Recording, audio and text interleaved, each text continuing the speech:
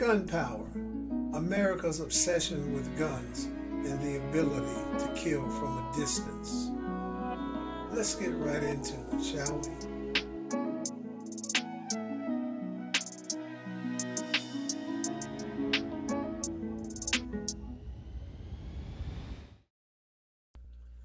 Hello again, J-Spot peeps. Welcome back to the J-Spot. I'm your host, Mr. J. And for those of you who have subscribed thus far, thank you so much for your support. I really do appreciate it. And for those of you who are stopping by for the first time, welcome. And if you enjoy this content, make sure you subscribe. Give us a thumbs up like.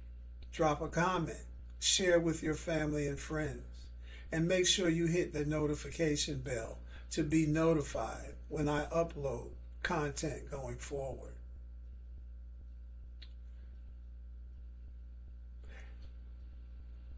Do you recall, any of you who are watching this, some years ago when former President Obama made the comment about how Americans cling to their guns and religion? And it was so spot on that it pissed off a lot of people. It's like they say in the South, you step on a dog's toe and they will holler. Anyhow, if you think about why guns were really invented, guns were not invented for hand-to-hand combat. They were invented to avoid that. Killing from a distance, the advantage to be able to kill from a distance. Snipers, if you will. You know, they romanticize people who sit up on a hill and kill somebody from 3 miles away with a rifle. But if you think about it, especially when you think about it in the context of all the school shootings and the massacres of children being slaughtered and gunned down in schools because of America's obsession with guns, you would think that the children would matter more than a gun. But when you get down into the weeds about this situation, you realize it's about power. And there's a song on Stevie Wonder's album, Songs in the Key of Life, titled Saturn. It's probably at least 50 years old this summer coming up. And yeah, I'm dating myself. Anyway, there's a verse in the song says, "We can't trust you when you take a stand with a gun and Bible in your hand and a cold expression on your face, saying, 'Give us what we want or we'll destroy.' Guns and religion, a gun in one hand, a Bible in another. In the name of God, if you don't give us what we want, we will kill you." Same attitude that those people had when they stormed the Capitol.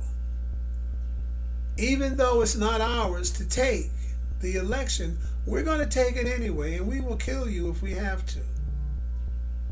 We will kill you if we have to. So what does that tell you about America's attitude? As you know, as I said to you all once before in a video, I'm a writer. I wrote an article about America's obsession with guns, titled Gun Power. I'm going to share it with you.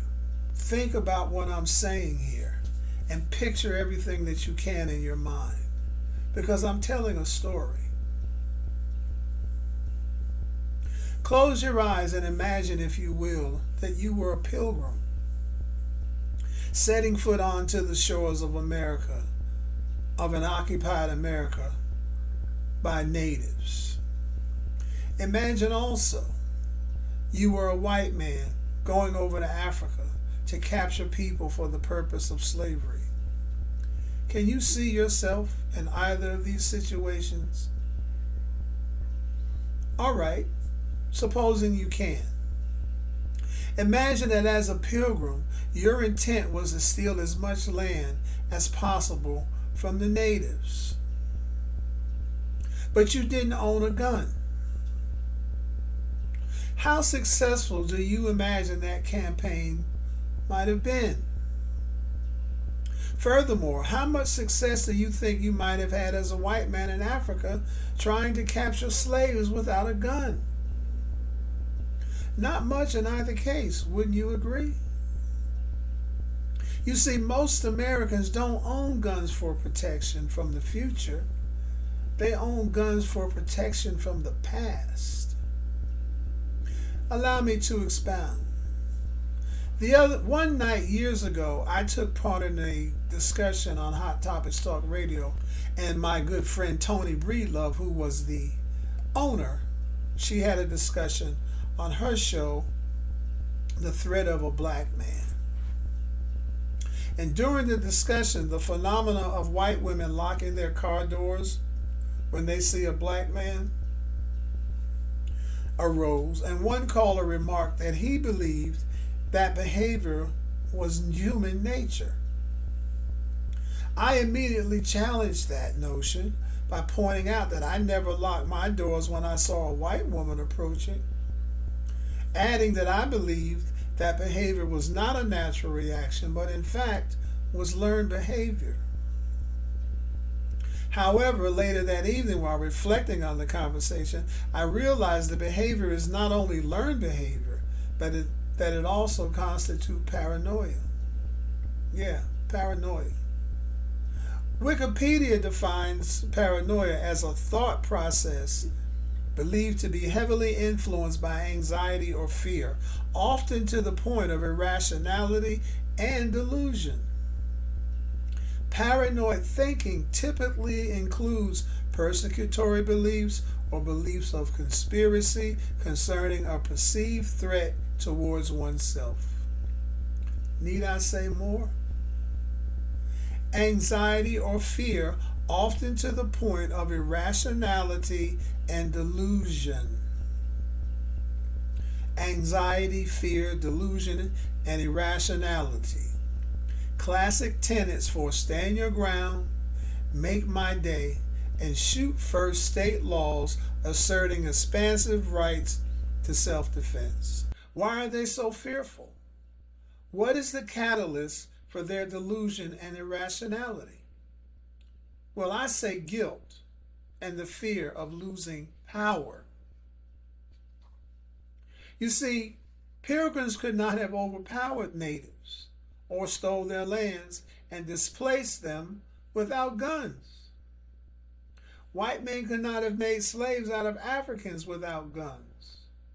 Hell, for that matter, white folks would not be in power without guns. Their power lies in the gun. I'm reminded of a scene in the movie JFK. Donald Sutherland is playing Mr. X, some former general or something. And Kevin Costner is playing Jim, whatever his name is. Can't think of his last name, the prosecutor in New Orleans. And he's telling him, and I'll paraphrase, he said, a government's ability to reign over its people lies in its war powers. Now, think about that. And think about what we're going through today in America. How Trump is constantly trying to invoke some kind of power. The other day, it was the Alien Act of 1839, who knows, remember. He wants to invoke that to deport gangs from Venezuela. Next is going to be martial law. As soon as some protests break out that he doesn't like, and it's about him, he's going to invoke martial law. Those are the government's war powers. The same powers that he can use to strike at another country, he can use them against us. And that's the fear that we have. But their power lies in their guns. Guilt plays a role in making whites paranoid in the belief that all people of color despise them based on the way they have treated people of color throughout history. Speaking of history, the aforementioned learned behavior of whites to lock car doors, clutch purses, etc., dates back centuries. I wrote an article months before I wrote this titled N-Word Stealing, in which I talked about a scene from the movie Lincoln. In that scene, this couple from Missouri go up to the White House to talk to President Lincoln. In those days, you could just stroll up to the White House and form a line, and he would entertain his constituents, and they would come in. So they go in, this couple. This is right when they're trying to pass the 14th Amendment to free the slaves during the Civil War. And the Secretary of State, Seward, he asked the couple, Mr. and Mrs. Jolly, what do you think about us passing this particular law?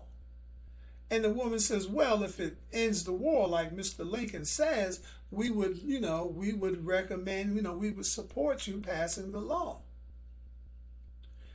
And so he looks at her and says, well, what if the war ends before we pass the law? She says, well, then I guess Mr. Jolly would rather you not pass the law. And so the secretary looks at the husband and says, why not? And he says, N-word. And then she says, well, if we don't have to have some Alabama coon come up to Missouri and steal my husband's job and our chickens, we'd rather they remain slaves. Now, when I heard that, I thought to myself, wait a minute. This is 1865. We're slaves. Where did we get the reputation of stealing chickens and stealing jobs? But that's the attitude, see? That's the narrative they created to keep people, to make people fear us. And if you think about it, it's the same thing that Trump said when he came down that escalator. He said the same thing about Mexicans. They're stealing your jobs. They're taking something from you. Fear and paranoia. But that sentiment is par for the course. When faced with the prospect of losing power, whites revert to one of three things: demonization, criminalization, and assassination. Natives were portrayed as drunken devils, demonization, that would plunder and pillage cities and towns and rape white women. Blacks, and in particular black men, were and continue to be portrayed as unintelligent, lazy, good-for-nothings who will steal, kill, and rape white women. Criminalization. The potential for the first two justify number three: assassination, slaughtering of Indian nations, ethnic cleansing of black towns, Rosewood, Florida in 1923, Tulsa, Oklahoma, the Greenwood District in 1921, etc., with the raising of Rosewood occurring as a result of false claims of rape by a white woman. Not to mention Emmett Till, another victim of the perceived fear of a black wanting a white woman. The assassination of Medgar Evers, Martin Luther King, and the countless and nameless number of strange fruit hanged from trees at lynching parties. No need to cite statistics, because the only number that matters is one. The one that represents the loss that counts to a family. Fast forward present day America, and the aforementioned stand your ground, make my day, and shoot first laws represent legal substitutions for assassinations and lynchings. Make no mistake about it. All of this talk about Second Amendment rights and don't tread on me is a load of crap. Mainstream America, or as it is popularly known, real America, is scared out of its wits just as the founders were of the British, just as the pilgrims were of natives, just as slave owners were afraid of Africans and slaves, and finally, just as they are afraid of all people of color in America today, especially since we had our first African American president, but not because of a real threat. They are paranoid.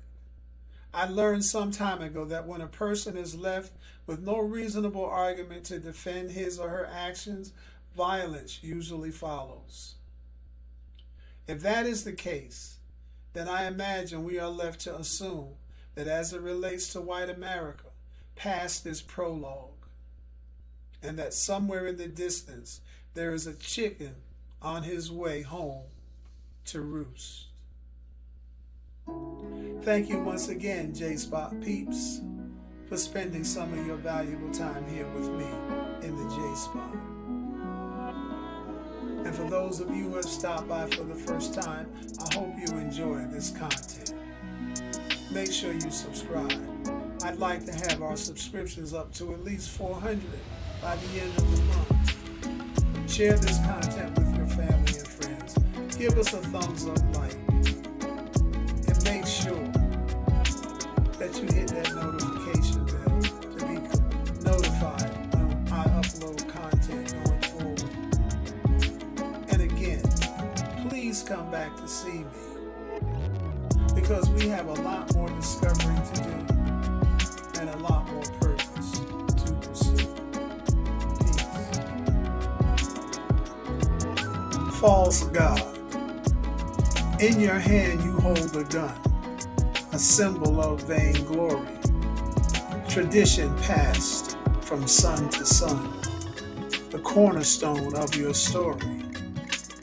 Holstered there upon your waist, a symbol of your power, without which one could make the case you're nothing but a coward.